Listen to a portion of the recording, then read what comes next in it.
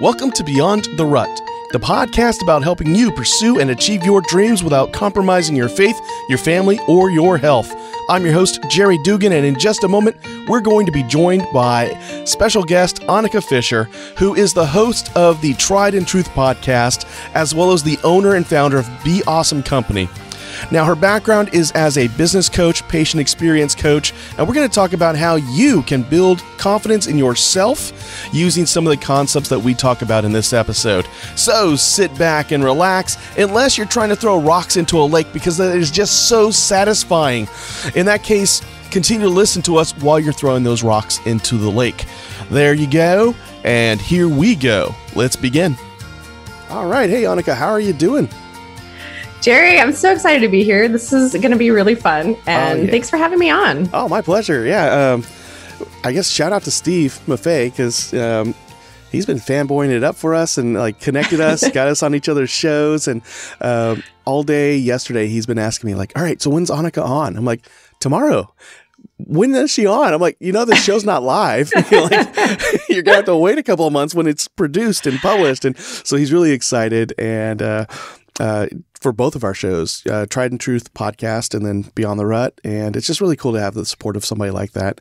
I just love how people bring people together. Like, I think it just shows this power of just community and connection. And, just I think taking an interest in people's lives, you start to connect other people in different ways. And that's great. Yeah. I'm so thankful for that. There's power in networking. And I guess the better way to put it is community, because I guess some folks will take networking as like it's got to have some kind of objective. Like, I'm networking for to make myself. a sale. Yeah, it's for me. What can you do for me? But really, when you're building community, it's how can I help you? And then you come across somebody you can help. You're like, wait, I can help Jerry. Did you know? I know this person used to work for me, and she worked here, and now she's doing this, and she has a podcast. It's really much like what you do. I'm like, really? Tell me the show. And then we pulled it up in his office, and it was funny. For like a good 15 minutes, we forgot why we were meeting, and we were talking about your show. And then we remembered, oh yeah, this is why. And then the project you are working on with my day job, that's when we finally remembered, oh yeah, this is why Annica came up, and then we got back on task. But yeah, it's really neat. Like when you're in community, it's what can I do for others so that we all benefit. Whereas sometimes networking gets taken out of hand, and it's about me. How do I propel my career? And I think, that's just random side topic right off the bat. Gosh, right off the bat, the squirrels are strong today, my friends.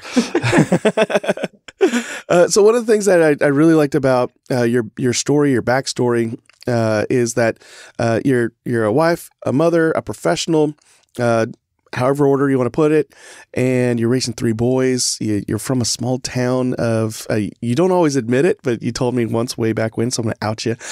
Small town, San Diego, Texas. Yes, I've lived in both San Diegos. Both San Diegos, yes. Texas and California. One is much sunnier and more beautiful than the other. And one is sunny and hot and dry. This is true. Yes. The San Diego Vaqueros. Been out there to that town. It's a really cool town. Well, it's a small town. So if you like small towns, cool place to go. But San Diego. So I have to tell you, when I first moved out there, the first week I moved in, another squirrel. Here we go. Another squirrel real quick. I moved into my apartment and I was living by myself. So I got all settled. And of course, it was the week of a heat wave, which is like 85 degrees. Yeah. And so I said, something is wrong in this apartment. My AC is not working. It is too hot in here. And being from Texas, right? Like that AC better work, right? Yeah. So I went down to the apartment complex. I need to speak with someone. Something is wrong with my new apartment I just moved into. And I said, the AC isn't working. And she said, oh, honey, there is no AC. You live in San Diego. Oh, yes. She says this heat wave will last 2 days and you're going to enjoy the rest of the year. And sure enough, she was right. But it was just a total culture shock factor for me. I just couldn't imagine living in a state without air conditioning. So there you go. Yeah. In fact, I'm thinking about it. I don't think we ever fired up the air conditioner in my apartment in Monterey. You don't need it. Yeah. Like we opened the windows and created a cross draft, and it was beautiful. I tried that here in Texas when Liv and I first got married and moved to Texas. And she's like, what are you doing? It's hot out there. Don't do that. I'm like, don't you want a breeze to come through? She's like, Jerry, you're in Texas now. There is no breeze. I'm like, what? But we're in Corpus. So anyway, now that you guys have the weather report for Texas and San Diego, The main reason why we got Annica on here is that, we're talking about getting out of ruts, living life unstuck in the areas of faith, family, fitness, finances, and future possibility. And that essentially is what Tried and Truth podcast also talks about. And you do a variety of monologues where you do these short snippets that are between 6 and 15-ish minutes. And then you also incorporated interviews where you bring in other experts in and having them share their perspective. And I thought that's a really cool combination because we're hearing other people's perspectives on the same things that you're talking about week after week. And of course, I know that show is available on Apple Podcasts, Google Podcasts, and a lot of the other big players. So if you're already on those platforms, listen to that. I'm doing this way backwards. Usually I don't plug your show until the end, but I'm doing it up front, guys. So there you go. Bonus content at the front end. You're welcome. So what was it that you were doing before you launched Tried and Truth podcast and you launched your website, which is Be Awesome Company. So I do have my own website. I'll put that at the front here too. Annica Fischer. And thank you to my mother for naming me with a weird misspelling. And thank you to my husband for marrying into a weird misspelling last name. So I'm sure everyone will have all that information, but it is kind of a funky spelling, but AnnicaFischer.com. And I have a lot of resources on there. Actually, a lot of resources for just helping people get unstuck in the podcast and all that. But my husband and I do have Be Awesome Company, which, spurred out of, the pandemic that, spurs a lot of new ideas when you're sitting in a house together for a lot of time. Yeah, new ideas more than doubled forth because of the pandemic.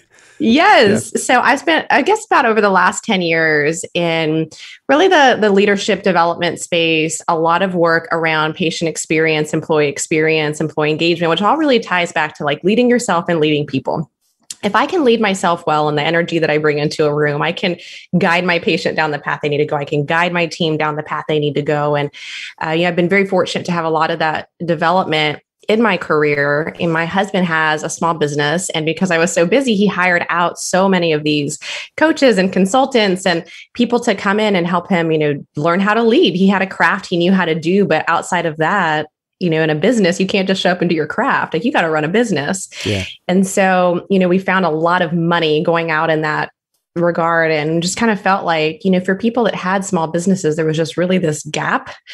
And, how do I get a low cost, high quality solution? And at the same time, I just felt like, but I'm seeing so much of this and doing so much of this. And so that was something we just started on the side of the work that we were doing. And so it's kind of evolved into a lot of different things, which I think is the beauty of life. I think you have to embrace the pivots in life and, be reminded that nothing is for naught, right? Everything leads to the next thing, And so that was something that we started, and we've kind of since we still do that. We do a lot of our own things on the side because I think we work with different types of individuals, but yeah.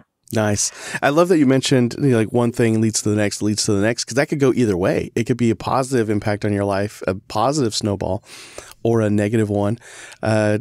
Really, I think, depending on the attitude you bring to it. Life throws a curveball at you. Do you see it as an opportunity or as woe is me? And, life sucks. Look, everybody's out to get me. And how have you seen folks kind of experience life, gradually then suddenly? I think that's a phrase I heard from Fierce Conversations. Things kind of gradually build up and then they just suddenly happen. I think the gradual versus sudden is so interesting. I think especially whether it's at work or in a marriage, I think there's so many little things that we don't even realize are starting to transpire. And, I'm reading a book right now and it talks about the difference between, goal setting and formation building. And when we set a goal, we want to get to a place and we're so focused on that outcome. When we're wanting to be, things are formed over time. And so thinking of your life as this formation rather than this destination. And I just love the way that it kind of put a spin on that, because I think whether it's, like I said, at work or in a marriage, it's so, so important to really be thinking about not this full fixation on this future state or this outcome or this objective, but really what are the daily small choices that I am making or not making? that are creating this bigger picture and creating this impact on the outcome. And even just like when you look back on your life, 5, 10, 15 years from now, like, are these the small things that I didn't realize were building over time, whether it was disconnection or whether it was disengagement or, whatever that is. I think it's so important to really look at those. It's not just the big things in life. I think that's what we fixate on, but it's all these little things that create pretty significant positive or negative impacts. And yeah. So formation building, is that along the lines of like building habits, or is this these? Just these habits that you build, like you're being transformed and formed daily into that person that you're meant to be and that you want to be. And it's this sum of all these little pieces. Yeah. And really thinking of life, like what are the small things that I'm doing today to create the person I want to be and the marriage I want to have and the parent I want to become, and all of those. And I love that perspective because it's a lot of small little things. And I don't know about you, Jerry, but I'm like, my husband and I just struggle a lot with like, if it can't be the way we expect it to be and the way it's supposed to be and look just like that, it's like, you don't even try. Oh, wow. And, I think a lot of people are like that, right? They don't want to try to do the job because they don't have exactly what it takes, or they want to launch this business, but they don't have, X, Y, or Z, and it's not going to look the same way, the perfect way they want it the day it goes out, at the get-go. And it's like, no, it's being okay with taking these small bite-sized, kind of like appetizer samples of the good things that you want in life. Like if you can't have the buffet, start with the appetizer and see if it's what you like or you don't like. Before you put all in and you put all of your energy and all of your focus into something. It's funny that, these cliches like, the person who waits for perfect conditions never accomplishes anything. So true. I think is that a variation of like Napoleon? That doesn't even matter. Okay. I'm back. And it's like, I've heard another phrase like done is better than perfect. And I probably heard it on your show. Cause I heard that. I'm like, that's brilliant. Yeah, that's true. It's, who today is still using the original iPhone? Nobody. I heard a quote once. I thought it was so good. It was just talking about how, success is just like all about the next iteration of beta. It's always a new beta. Yeah. And reiterating and building upon that. It's not an arrival place, which, I think goes to a lot of like what your podcast is about, right? Like you get in this rut. And I think part of the rut that so many of us experience in life is because we have our eyes fixed on a goal. We have our eyes fixed on a destination, and we put years and years and years and years into getting to this point of arrival, only to arrive and realize, so what's next? Or get so demoralized. Yeah. Like what you're saying, like we get so demoralized and we just stop trying. We're like, I want to write a book, but I don't have a single page written. I want this to be a 300-page book. Here's a perfect example, Jerry. Start with page 1. Start with page 1. Exactly. And it doesn't even have to be the final draft. Yeah, a rough draft, You just start writing and you see what it evolves to. I'm such a firm believer on just take the next best step. Don't worry about, and I heard this once, I think when people want to start a business, they worry about like, what's the front cover of the book going to look like? And what's my logo? And what fonts do I use? And it's like, no, just start writing the first page and see what it turns into. You may discover you hate writing, or it might just flow into something. And, I once heard Bob Goff. I don't know if you listen to Bob Goff, but, he talks about how he writes books and doesn't have a title. He submits them to publishers without a title. He writes chapters without titles because it allows for this like creativity to flow. And then you go back and name the chapter rather than we have this chapter and then we try to conform everything into this title rather than letting it just flow and figuring out what did I just talk about? Yeah. And it goes back to like the formation building. Like, he's just taking one step at a time every single day, That's right. Writing a little bit. And then he looks back and says, oh, wow, I've written this book about blank. Exactly. It was in his head, just sitting there waiting to come out. And I think, it's when it becomes tangible on the outside that we're like, oh, okay, I've created something. But I think with, any journey, like what we're talking about, if we have these big goals in mind, these big accomplishments we want, and if we focus solely on that finish line and not about where we are in the moment, we, could easily just feel like we're stuck. Or you miss that view, right? Had you gone to the place that you thought you were going to go, you would have missed something along the way. I love the term. It's like pursue fully, hold loosely.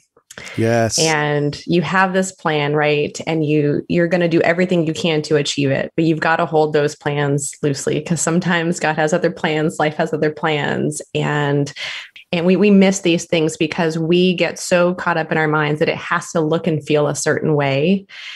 And that like look and feel a certain way that we've created in our mind is limited by what we know. And why do we do that? That's why I said, like, you just pursue it fully, but hold it loosely. Like, we don't even know what can be. We don't even know what's out there. We miss so much because we hold tightly to our plans, to our goals, to the outcome, the way it has to look and feel. And we don't leave our lives open for these pivots that are powerful. What I also love about the story you just shared is these just like small micro milestones along the way. You said they built confidence. And I think that is so important for people, that you've got to have these small things of, it's not when I have, you're working on a project, when we completely finish the project, it's like, no, when we get 25% of the way through, we're all going to go to lunch, or we're going to, celebrate, or we're going to share something, or we're going to, whatever that is. Right. But you create these small milestones, because if not, like, the discouragement is this snowball of discouragement. You feel further and further and further and further from where you need to go, rather than celebrating how far you've come. And I think that's a really distinct difference. So when you have these little things, just say, okay, what are we going to do to celebrate? I actually I think about these things and I make them happen. Like, when this happens, so our favorite place is Susie Cakes, great little place down the way. I don't know where all the Susie cakes are, but it's kind of like Sprinkles if you're in Dallas, right? It's just like a good, yummy cupcake. There goes my diet. So that's my thing. I'm like, when I hit this milestone, it's a Susie cake day, and I'm going to go get their celebration cake, and I'm just going to like make it all good, right? It's all going to be good. And it's just these little moments where you get to just pause and celebrate. And like you said, it builds this confidence, rather than, it helps me to keep my eyes on, like I said, how far you've come, rather than this visual of how far I still have to go. And it gives you that encouragement you need to take that next step. Yeah. Oh, yeah. A friend of mine, actually, from hiking, said sometimes the best view is behind you. And of course, he said it as we were going up a ridiculously steep hill. And I'm like, oh my gosh, I want to push my friend off this hill. And he said, Jerry, sometimes the best view is behind you. I'm like, what are you talking about? And we turn around and we had this view of a valley. And I thought, wow. That was behind me. And then I looked down and I was like, wow, we accomplished that. I hate hills. It's probably why my friends call me Kung Fu Panda. It's like, I got to see how much I'd come up on that hill, and I got to see the view that was the result of that climb. We still had a ways to go. But yeah, being able to look back and see what you've accomplished. Yeah. Yeah, I've never really heard it put that way, but it's like so often you're driving along and it's like you look in the rearview mirror and it's like, God, that sunset behind me is amazing, and it's behind you. Yes, it's behind you, and just a good visual. I love that. I'm going to take that one with me. Nice. And the key thing is we didn't just stay there and end it. Like, we pushed on from there, motivated by what we had accomplished so far. Yeah. And then of course, when we got to the top of the hill, oh man, 360-degree view of the same thing. And to this day, I am like on fire with these hiking analogies today. No. I love it. I love it. Awesome. So I remember seeing that a big part of what you do is you help people kind of claim why they're stuck. And then from there, they're able to start building their confidence and then go out and really step into more. And and again, when I saw that, I was like, yeah, this again is why Steve connected us. A wavelength. Yes, we have the same wavelength. Yes. So what are some of the things that you do to help people recognize and then claim? Like, that's a very specific word to use, is claim why they're stuck. I think that's great. I think so often I hear so many times people saying, oh, I know I've really been wanting to do that. I haven't had the time. Or, oh, I just don't even know where to start. And that's on my to-do list for this year. And I think we consume so much. We focus on us so much. And we kind of lose sight of the why. We lose sight of others. We lose sight of what we were even trying to do, because we really bombard ourselves with distractions and information. And, people don't create this space to take a time out and say, okay, reset. Reset and say, what was I trying to accomplish? What am I trying to do? What do I even want to do? Is this what I want to do? Right? We're talking about the whole path, right? The next step. You take the next step and you get further and further and you realize this is no longer what I want to do, because now I've discovered something else, a new kind of career path, a new passion that I never knew I even had. Do I stay down the same path or do I be open to this pivot now that I have this awareness? So I think, so much of it is just creating this space for people to ask you the questions that are not yes or no. That's a lot of the work that I do. Is just, it sounds so simple, but it's not, how are you feeling? Oh, fine. Everything good? Yep. Everything's good. It's like, it's asking those really open-ended questions. We learn this a lot in the space that I've, worked in my past life. Like when you're working with patients, right? If you ask, do you understand what I'm saying? Does that make sense? Oh yeah. Right. Like everything makes sense. It's like, but when you ask these questions that really bring about, you can read people's energy of, I hadn't thought about it that way, or I'm not quite sure, or actually I don't really understand. And so, helping people create that space, it doesn't have to be a lot of space, but it's that time out in life that says, how did you get to where you are? What are the things that are important to you? Are you making those things in life important to you? How can you do a little bit more of those? And kind of like I said earlier, so often people are like, well, it's either go big or go home, right? Like the whole Texas motto, right? And it's like, no, just because you can't have it, exercise 7 days a week doesn't mean you shouldn't go exercise. It doesn't mean you shouldn't go exercise because in this season in life, you don't have, the time or space for that. And so I think it's creating this reset, asking yourself the hard questions that sometimes bring about answers that you don't typically want to answer because it requires you to maybe change something. And we get in this routine and we don't want to change. And, one of the things my husband and I do every New Year's, we take the kids, we go to East Texas and we go on a little family retreat. It's awesome. We love it. And it has just been such a powerful moment of reset. They do stuff with your kids during the day and then you get to be with them at night and stuff. But, really looking at reflecting on the last year, we forget all the things that have happened that have gone well.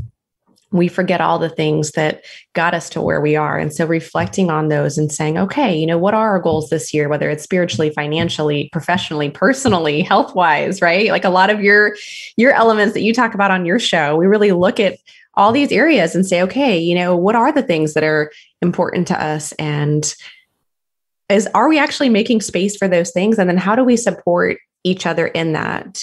I think especially in a marriage, I think a lot of times people forget to time out in their marriage to ask those things. Like they go on a date night, they talk about the kids, they talk about work, they talk about their jobs, but do they really talk about their marriage and the impact of their marriage and the marriage of the legacy they want to leave behind for people around them and their kids? Like, are they living out those things that they don't want to have any regrets about? So that's a lot of what I do. I think is just creating the space and creating the right questions to give people that affirmation. And I think once you can sort through all that clutter, right, it's kind of like cleaning out your house or cleaning out the garage. Like once things can go in their proper places, it's easier to see what you even have. So you're not going out and buying more things and consuming more information. Sort through those things in your life and then say, okay, is what I have exactly what I need? Or is there still something I want to, add to the garage, right? Yeah. Add to life. I use the backpack analogy a lot. So I love that you talk about that. It's like, what am I carrying around in this backpack? And we don't realize it, but we've got a lot of heavy things like expectations from bosses or expectations from family members or spouses or, kids or whatever it might be. And I think it's just like unzipping that backpack, see everything that's in there and then see what it is that you actually need. And then creating, okay, now where's that next milestone? Not what's the 26-mile, right? Like in big picture, right? I want to do this 26-mile loop, but small milestone, like we're going to go to a couple campsites and just see what happens. Yeah. Oh, yeah. I'm glad you brought back the backpacking analogy because in this context, I specifically like to do ultralight backpacking. And that's, are you familiar with that term? No. Okay. So traditional backpacking, you throw in a pack that's probably 35 to 40 pounds worth of gear. You got your chair, you got frying pans, pots, all kinds of stuff. A heavy tent, heavy sleeping bag, and so on. Ultralight, though, is 10 pounds or less. And when you get to it's easy to kind of do lightweight. I tend to hover around 11 to 12 pounds on my base weight during the summer because I bring extras like a stool to sit on because I'm getting older.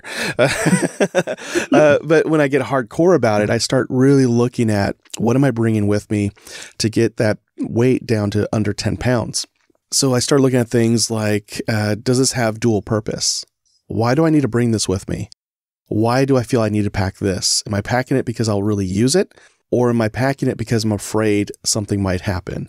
And a common philosophy in ultralight backpacking is we pack our fears. And so good. A lot of what goes into a heavy pack are the things that really are not going to happen, but you have yourself convinced they will. Like, you really don't need 3 knives for a backup. You need one little one. I don't need to bring a knife, a hatchet, and a saw. Like, I'm going on a 3-day hike. I'm not going out there to live for months. And ultralight backpacking really does force you to Marie Kondo your own gear set. And for the things that bring you joy, say, hey, thank you. I love using you at home, but I have no need for you out in the woods. I don't need you right now. Yeah. I'm going to leave you at home. You'll be at home when I come back. That's such a great analogy though, and I do feel like it's that pause in life that says, what are the things adding value to my life?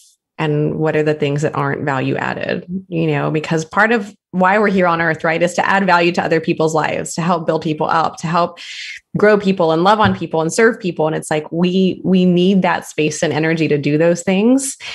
And yet we carry so much non-value added beliefs or expectations or just pressures. Like we carry so many of these things that add no value, right? Like social media, I think, plays a really big one. That's why I don't like social media. I mean, I use it because I got to use it, but it's just, it does do good in certain ways. But I think for a lot of people, and I think we're seeing that in a lot of our kids and our, younger generations, I think the impact and the influence of a lot of that, it's, you carry all that with you. You carry this expectation that I should look, feel, sound, be just like this person. And it's like, no, you're created to be somebody incredible and unique. And if we were all the same person, right, we would have a messed up world. Yes. So we all need each other. And, I need the people to do things that I am so terrible at. Like we were talking about earlier, the technology, right? Yeah. Like I need technology people. I am not going to be that person. Like we all have different gifts. And so,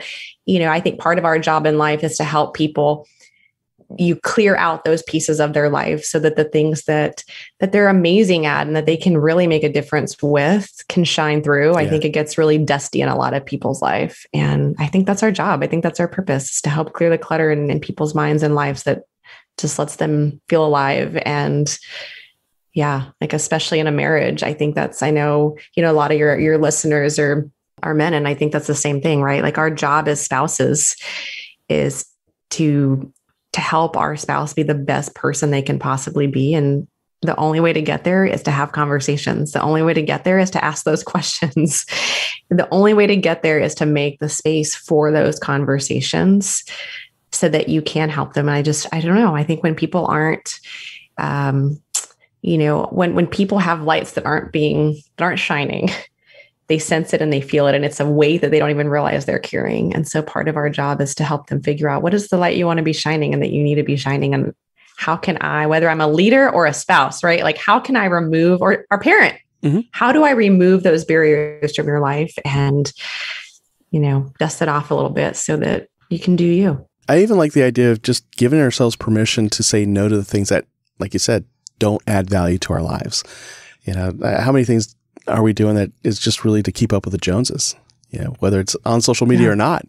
It's like, I do this because I need to have a certain perception of status in my neighborhood or they're going to laugh at me. And it's like, who cares if your neighbors laugh at you or not? That's not the person you're living your life with, So do turn to your spouse and find out, what makes you happy? What makes you, worried? What can I do to be better at that? And, it's really interesting. Like I know as a leader, it was always easy for me to create that safe space at work. I forgot who said it to me once, but somebody actually challenged me, like, are you creating that space for your wife? And I was like, of course, maybe. I think absolutely. So. Starting tonight. Let me go find out. Hey, Liv, do I? And she's like, well, I'm like, oh, shoot. But it's so important. I feel like if so often people don't, you don't know because you don't ask. And that's why I said, like, you ask people questions and all of a sudden it's like they had this thought, but they never let it out. And it's been lurking. It's been sitting. It's those small things that are building over time. It's just growing and growing and growing. And you've got to kind of take a state of your life, right? A state of your life, a state of your marriage, a state of your parenting, a state of your professional journey, and reset and make those pivots. I haven't actually really shared this anywhere, so I'll share it here. Here we go. Right. Nice. So, my husband and I think we're very oldest child, super driven, super ambitious, both grew up in like very middle-class families and like always wanted to like not have a lot of the struggles that I think we had growing up. And so we pushed really, really hard in our lives and our careers and went to a lot of school and did a lot of things. And when we hit like this height in our lives, like our this height financially, this height professionally, personally, everything, it was like the most empty we've ever felt. And, we started to unpack that. Like, this doesn't make any sense. Like, we paid this off. We got to this place. We finally have this flexibility. We finally have these hours, all the things that you think, if I can just reach this place, then it's like, no, because when you get to that place, that goalpost moves and moves and moves. And, we just had this really big moment in our life where we said, are the things we say important, really important? And when we look back, what are the things that we're going to say we wish we would have done more of or less of? And I know you and I have talked about this before, like, how do I create that position then financially and put a little bit of a buffer, right, to be able to make those pivots or shifts? Or, how do I help you get to that place spiritually, emotionally, physically, your health, right? Whatever it is that you need to be, or what are those things we have to start saying no to and step back from? And those are really big steps because we've got identity in those things. We've got, we got a lot of debits in those places, right? Like we've invested the time in that place in your career or, in those organizations or whatever it is. And when you step back, you feel like the rug is pulled out from under you. And that is a hard place to be. But, I feel like part of the rut we get in is just because we think that life is a destination. And yes, eternally, right, is this destination. But like here on this earth, like it's not this place you're going to arrive and all of your problems go away and happiness is just bliss, right? Like everything you ever wanted is there. There is always going to be something. And so, I think when we wait for this perfect scenario and when all the stars align, it's like, no, live your life today, aligned or not aligned. You do the best living that you can do today and the best loving, the best living that you can do in this moment, in this chapter, and have those conversations because you don't even realize how far in you are.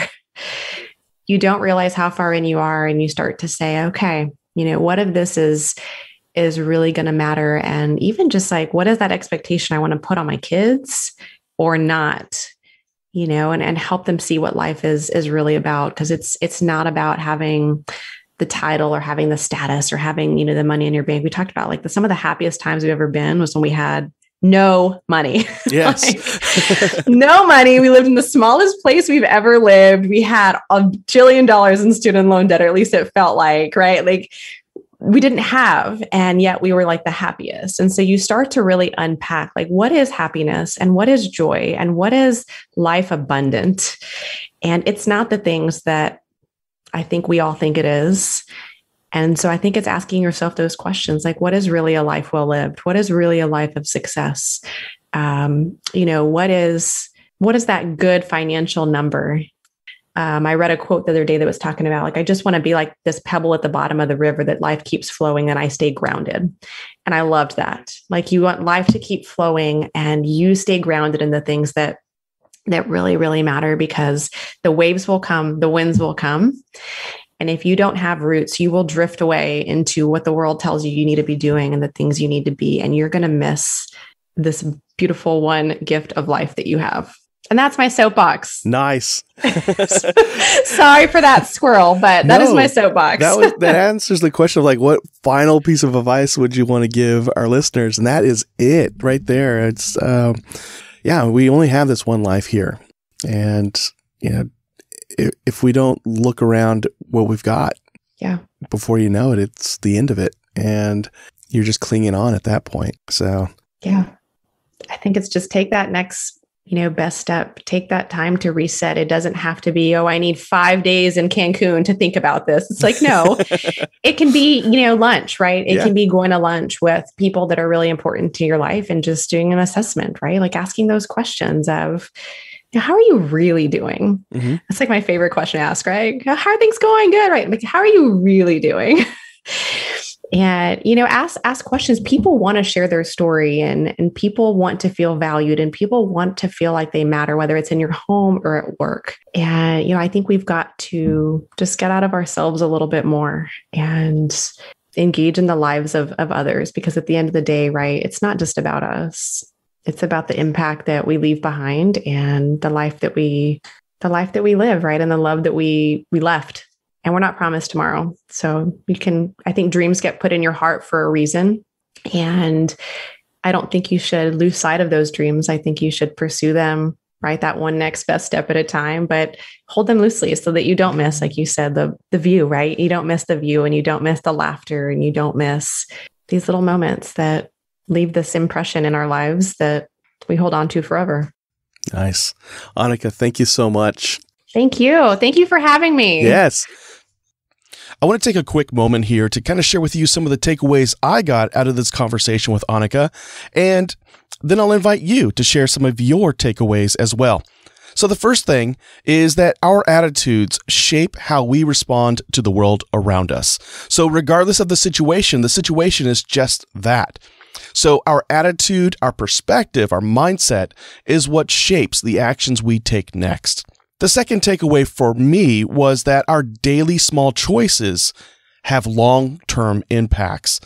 So think about the things you're doing today, and then what are the small habits every day that will get you there? The third takeaway for me was done is better than perfect. As Annica says, pursue your dreams fully, but hold on to them loosely, because things will change. You'll have to adapt your plan, but you still want to move forward and achieve the things or make the change and the impact on the world that you're pursuing. And the last takeaway for me was that if you're stuck in a rut right now, own it, claim it, identify that you are indeed stuck in a rut, because from there, with the right mindset shift, the right small habit to do every single day, and then pursuing your dream fully while holding onto your plans loosely, you're going to get out of that rut. You're going to make that new path and live life like you've always dreamed of living beyond that rut. So from there, I invite you to tell us what were your takeaways to this show. So go to beyondtherut.com/271 and leave a comment. What were your takeaways from this episode? Also at beyondtherut.com/271, I'll have links to Annica's website, her platform, her what do you call that? The podcast, and so much more. So there you have it. So again, that's beyondtherut.com/271. And the best way you can thank me for putting this show together and sharing it with the world is really not to pay me back, but to pay it forward. So wherever you're listening to this episode right now, there is a way for you to share it, whether it's on your phone, your iPad, tablet, computer, whatever it is. Hit that share button and send this to one person whom you feel will get a lot of benefit from what we talked about today. Because the greatest way you're going to help grow this show is by word of mouth. So you sharing it with another who shares it with another and so on is what's going to help this show grow, reach more people, and change the world and help others get out of the rut as well.